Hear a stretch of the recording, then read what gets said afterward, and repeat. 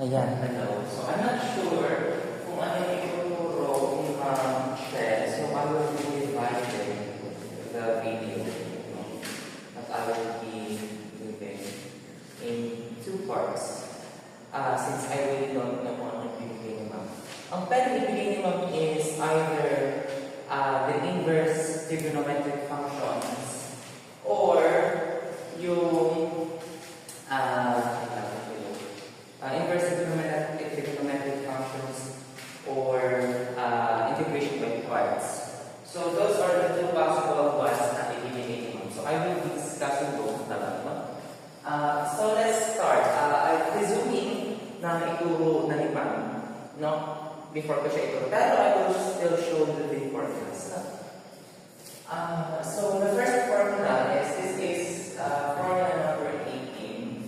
This is the integral of du over square root of a squared minus b squared. And this is equal to the arc sine of u over a plus. And formula number 19 is a squared plus b squared du. And this is 1 over a arctangent of u over a plus. And formula number 20 is u square root of u squared minus a squared. Over d. D over. This is equal to 1 over a arcsecant of u over a. Now, you might have noticed na if you, di ba, ang derivative ng arc sine, the derivative of, let's say, the arc sine of x is equal to the derivative nito, so dx over square root of 1 minus ito squared. So this is very similar to this, to sayon, and same goes with this and with this. Hindi mo siya susulat.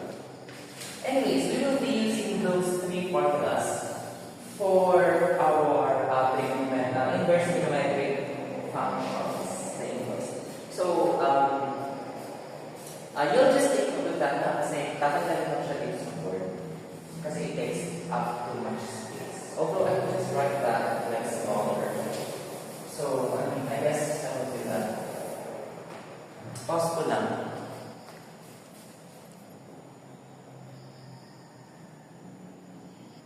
Ayan, so I've written it there.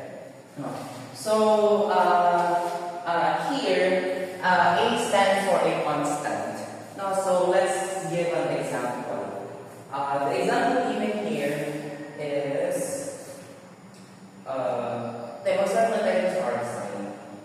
So 4 times x squared dx. Ayan. So itong example natin first. So if we look there, ang ating is dx, that's d, tapos square root of, ang may square root of dito is ito at ito. Pero wala siyang unit sa unahan. So we will just do it. No? And we can see na here a squared minus b squared. Now since it says squared, it means that the 4 is squared. So for you to get a would then be like the square root of 4. Kasi nga naka-square yung ating yung a dito. Eh ito naka-square yung 4. So kailangan yung square. And a then become 2. So for us, so since we have that information, we'll just follow the formula. So we will have, this is equal to arc sine of u, which is our x, over a, which is 2. Good. Let's see. Hindi ka lang nilagay kasi hindi na kasya.